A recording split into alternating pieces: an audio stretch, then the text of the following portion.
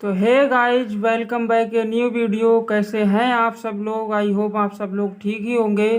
तो मेरा नाम जीएस राठौर और आप देख रहे हैं मेरा यूट्यूब चैनल जीएस इंग्लिश वाला। आज मैं आपके लिए बी फॉर्म थर्ड सेमेस्टर का पीओसी सेकंड का लेक्चर नंबर 2 है ये। इसमें मैं आपको आज orbital picture and structure of benzene इसको कराने वाला हूँ। तो देखिए, ये हमारे सिलेबस में कहाँ पे है, आपको सिलेबस से दिखा दूँ पहले। देखिए, ये सिलेबस में यहाँ पर दिया हुआ है कि orbital picture, resonance in benzene, aromatic characters and Huckel's rule. यहाँ तक आज की इस वीडियो लेक्चर में हम कवर करेंगे। तो देखते रहिए इस वीडियो को लास्ट तक। और मैं आपको साथ ही साथ में एक बात और बता दूं कि इसमें जो भी क्वेश्चंस आते हैं वो क्वेश्चन पेपर भी मैं आपके सामने लेकर आया हूं कि इससे किस तरह से क्वेश्चन बनता है। देखिए, ये 2 मार्क्स में क्वेश्चन आया है हक्कल्स रूल। इसको आज हम सॉल्व करेंगे, क्या होता है हक्कल्स रूल। और इसी यूनिट से क्वेश्चन बना है कि explain synthetic and other evidence in derivation of structure of benzene. इसको मैं फर्स्ट लेक्चर में कवर करा चुका हूँ, आप उसको देखिए और आपको सारा कुछ याद हो जाएगा। और इस यूनिट से सैकेरीन, बीएचसी एंड क्लोरामाइन टी जो लास्ट में आपके सिलेबस में दिया हुआ है, उसी फर्स्ट यूनिट का उससे ये क्वेश्चन बना है। देखिए, सिलेबस में ये यहाँ पर दिया हुआ है क्लोरामाइन टी और बीएचसी, सैकेरीन और इसी से डीडीटी। ये चारों कंपाउंड इस वर्ष पूछे गए थे इस एग्ज़ाम पेपर में। देखिए, 2 नंबर में डीडीटी पूछा गया, इसके यूजेज। ये एग्ज़ाम पेपर है 22-23 का। तो इसको आज हम सॉल्व करेंगे, तो बने रहिए इस वीडियो में। देखिए, ऑर्बिटल पिक्चर क्या होती है या स्ट्रक्चर ऑफ बेंजीन क्या है। तो देखिए, there are 3 structure of the benzene. Benzene के 3 प्रकार के स्ट्रक्चर होते हैं। एक क्यूक्ले स्ट्रक्चर, एक केमिकल स्ट्रक्चर, तीसरा रेजोनेंस स्ट्रक्चर। क्यूक्ले स्ट्रक्चर उसे बोलते हैं जो हमारे क्यूक्ले एक साइंटिस्ट थे, उन्होंने दिया था, उसे हम क्यूक्ले स्ट्रक्चर बोलते हैं। तो वो है हमारा क्यूक्ले स्ट्रक्चर। क्यूक्ले स्ट्रक्चर में क्या कहा है कि फर्स्ट टाइम क्या हुआ था कि first time benzene structure given by Friedrich Kekule in 1865 में क्यूक्ले ने स्ट्रक्चर को दिया था।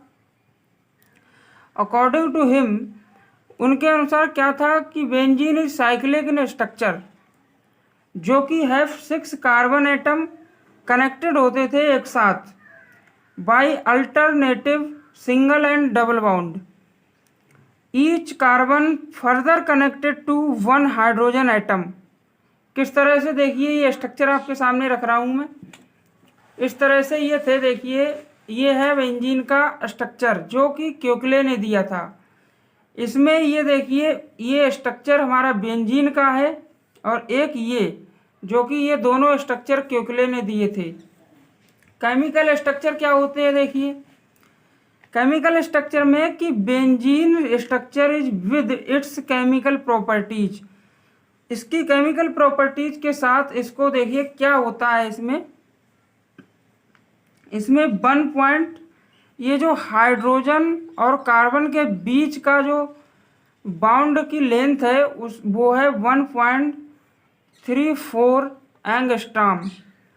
और ये डबल बाउंड जो है इसकी जो लेंथ है 1.39 एंगस्ट्रॉम। और इस बॉन्ड से, ये कार्बन के बीच दूसरे कार्बन से जो बॉन्ड बन रहा है, इसकी जो बॉन्ड वो डिग्री है वो 120 डिग्री का हमारा एंगल बन रहा है यहाँ पे। तो देखिए कैसे, यही सब कुछ लिखा हुआ है यहाँ पर, आप पढ़ लीजिए। देखिए, इट इज़ sp2 हाइब्रिड है ऑर्बिटल ये। और here in benzene resonance is present, इसमें रेजोनेंस भी प्रेजेंट है। और in benzene resonance is present molecular, इसका फार्मूला जो है वो C6H5 होता है।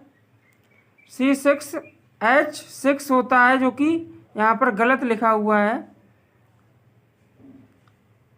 Molecular formula C6H6, molecular weight 78, carbon carbon and carbon hydrogen is liked by sigma linkage. ये जो लिंक्ड होते हैं सिग्मा लिंकेज के साथ लिंक्ड होते हैं ये हाइड्रोजन कार्बन और carbon carbon. The bond length, इनके बीच की जो बॉन्ड लेंथ होती है, जो कार्बन और हाइड्रोजन के बीच की जो बॉन्ड लेंथ है वो 1.34 एंगस्ट्रॉम है, और बिटवीन कार्बन कार्बन 1.39 एंगस्ट्रॉम होती है ये। नेक्स्ट देखिए क्या होता है कि थर्ड स्ट्रक्चर जो था वो क्या था, रेजोनेंस स्ट्रक्चर। रेजोनेंस स्ट्रक्चर में क्या होता है कि benzene is present in two interchangeable calculus structure. Two interchangeable calculus structure हैं। क्या इंटरचेंजेबल का क्या मतलब है यहाँ पे, इसमें पाई बॉन्ड जो होते हैं वो डीलोकलाइज्ड होते हैं कंटिन्यूसली। इंटरचेंजेबल का मतलब है ये बदलते रहते हैं। अगर हम इस बॉन्ड को यहाँ पर ले आएं और इसको यहाँ पर और इसको यहाँ पर, तो ये इस तरह का बनेगा। और अगर इस बॉन्ड को हम फिर इस तरह से चेंज कर दें, इसको यहाँ पर ले आएं और इसको यहाँ पर, इसको यहाँ पर, तो फिर ये इसका रूप ले लेगा। यानी कि ये बॉन्ड घूमते रहते हैं, डीलोकलाइज्ड होते रहते हैं इसमें पाई इलेक्ट्रॉन। तो रेजोनेंस स्ट्रक्चर उसका इस तरह से हम बना देते हैं। यानी कि इसमें ये, इससे ये पता चलता है एक्चुअली ये ऐसे इस तरह से डॉट डॉट होता है इसके बीच में, ये इस तरह से होता है। इससे पता चलता है कि ये बॉन्ड जो है हमारे वो इस स्ट्रक्चर के चारों तरफ घूमते रहते हैं, हमेशा डीलोकलाइज्ड होते रहते हैं। देखिए resonance structure is more stable. जो इसमें रेजोनेंस स्ट्रक्चर है ये वाला, ये मोर स्टेबल है दैट क्यूक्ले स्ट्रक्चर। देन क्यूक्ले स्ट्रक्चर क्या होता है कि ये मोर स्टेबल होता है हमारा रेजोनेंस स्ट्रक्चर। इसके बाद देखिए यहाँ पर दिया कि molecular orbital structure of benzene. इसमें क्या होता है कि all carbon atom of benzene are assumed to be sp2 hybridised होते हैं। यहाँ पर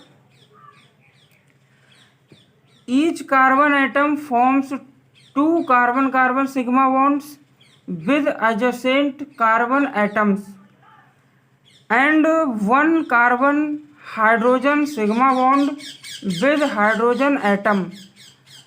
सो overall here are 6 carbon carbon sigma bond and 6 carbon hydrogen sigma bonds जो कि lie in one plane and angle between 2 sigma bonds is 120 degree. घबराइए मत, मैं आपको स्ट्रक्चर से समझाता हूँ। देखिए स्ट्रक्चर किस तरह से इसमें होता है। ये यहाँ पर दिया कि 6 कार्बन के जो इलेक्ट्रॉन होते हैं वो 1s 2s, 1s में 2 होते हैं, 2s में 1 होता है, और बाकी जो 2x 2px 2py और 2pz इसमें 1 इलेक्ट्रॉन भरे हुए होते हैं। 1s में डबल है। अब जो आपका 2s वाला है वो 2p sp2 हाइब्रिड हो जाता है। यानी कि ये इसका बॉन्ड जो है ये इस तरफ आ जाते हैं और ये जो ये वाला है वो इस तरफ आ जाएगा। sp2 हाइब्रिड होते हैं ये, एक हाइड्रोजन और 2 कार्बन के बॉन्ड होते हैं। sp2 hybrid orbital are triangular, क्या होते हैं, triangular planar in shape. Triangular planar में ये के शेप में होते हैं। देखिए कैसे ये हमारा स्ट्रक्चर है। यहाँ पर एक पाई बॉन्ड है, एक पाई बॉन्ड यहाँ पर है, एक पाई बॉन्ड यहाँ पर है, ये स्ट्रक्चर है। इसी को अगर हम और हाइड्रोजन को दिखाने के लिए इस दूसरे स्ट्रक्चर को बनाया गया है। इसमें ये सिग्मा बॉन्ड है, यहाँ पर ये हाइड्रोजन के साथ ये हाइड्रोजन दिखाया गया है। ये यहाँ हर जगह सिग्मा बॉन्ड बनेगा। यानी कि इसमें 6 सिग्मा बॉन्ड्स होते हैं और 3 पाई बॉन्ड्स होते हैं। देखिए सिग्मा बॉन्ड 6 और पाई बॉन्ड 3 है इसमें, और इसमें जो सिग्मा बॉन्ड है वो 6 है, वही दिखाया गया है। नेक्स्ट देखिए, नेक्स्ट हम बात करेंगे एरोमेटिसिटी एंड हक्कल्स रूल। ये वेरी वेरी इंपॉर्टेंट, बहुत ज़्यादा इम्पॉर्टेंट क्वेश्चन है ये हर वर्ष आपके एग्जाम में पूछा ही जाता है। इससे 2 मार्क्स में या 7 मार्क्स में क्वेश्चन आता ही आता है, जो कि अभी मैंने आपको स्टार्टिंग में पेपर में दिखाया था। तो क्या होती है aromaticity? Aromaticity is the property of cyclo alkenes. जो साइक्लो एल्कीन्स हैं उनकी प्रॉपर्टी होती है which are conjugated and more stable due to delocalisation of electrons in the pi orbitals. जो पाई ऑर्बिटल्स होते हैं उनके अंदर क्या होता है कि डीलोकलाइजेशन ऑफ पाई इलेक्ट्रॉन होते हैं, उसके वजह से ये क्या होता है, मोर स्टेबल होता है। देखिए अगर ये बेंजीन का स्ट्रक्चर है, जैसे ये यहाँ पर इसमें बॉन्ड्स हैं लगे हुए, अगर मैं इसको यहाँ पर कर दूँ, ये यहाँ पर पहुँच जाता है और ये यहाँ पर, इसी तरह से तो ये जब यहाँ पर पहुँच गए, ये यहाँ पर, यहाँ, यानी कि इसमें बॉन्ड का डीलोकलाइजेशन होता रहता है पाई इलेक्ट्रॉन्स का। ये यहाँ पर हो जाएगा, फिर ये यहाँ पर, तो ये इस तरह से बन के आ जाएगा। फिर benzene and its derivative are aromatic compounds. अब हक्कल्स रूल के बारे में बात करेंगे। हक्कल्स रूल बहुत ही इम्पोर्टेंट। हक्कल्स रूल क्या होता है मैं आपको समझाऊंगा। इन 1931 में इसको लाया गया था।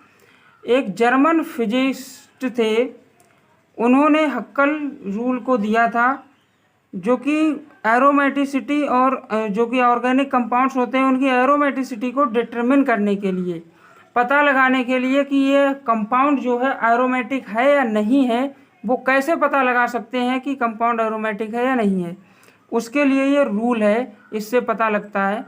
ये कहता है कि अगर दे शुड बी, उसमें क्या होना चाहिए कि compound should be cyclic. Compound firstly cyclic होना चाहिए।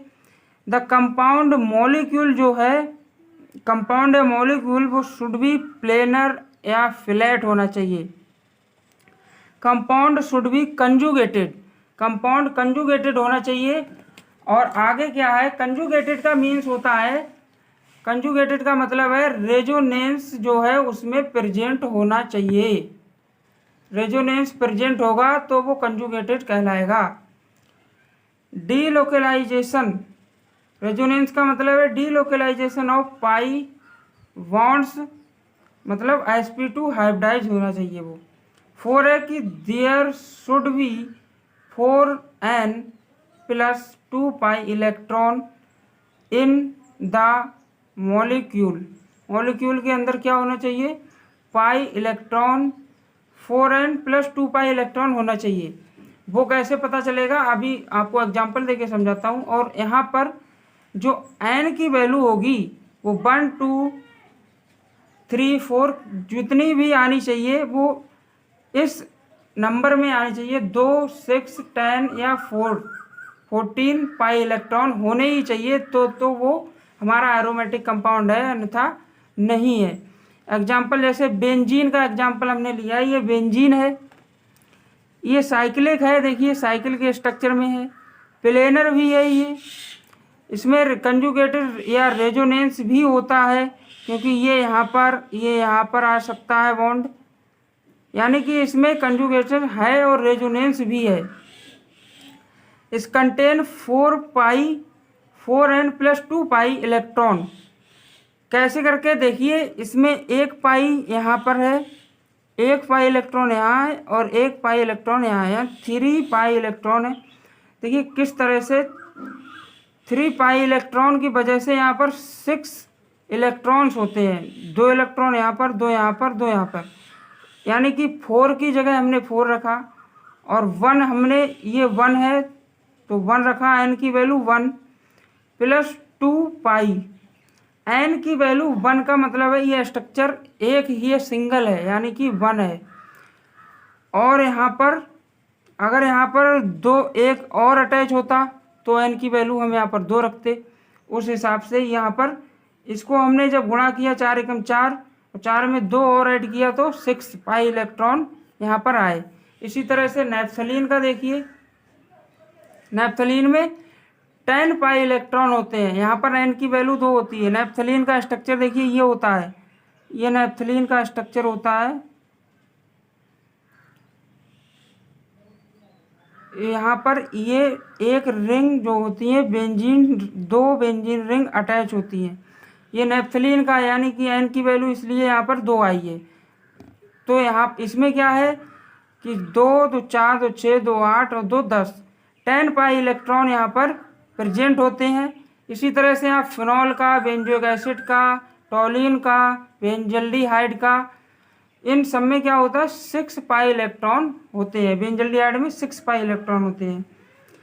तो आज की वीडियो में मुझे यही बताना था। कैसी लगी आपको ये वीडियो? अगर वीडियो आपको पसंद आई हो तो शेयर करें, लाइक करें। Thank you.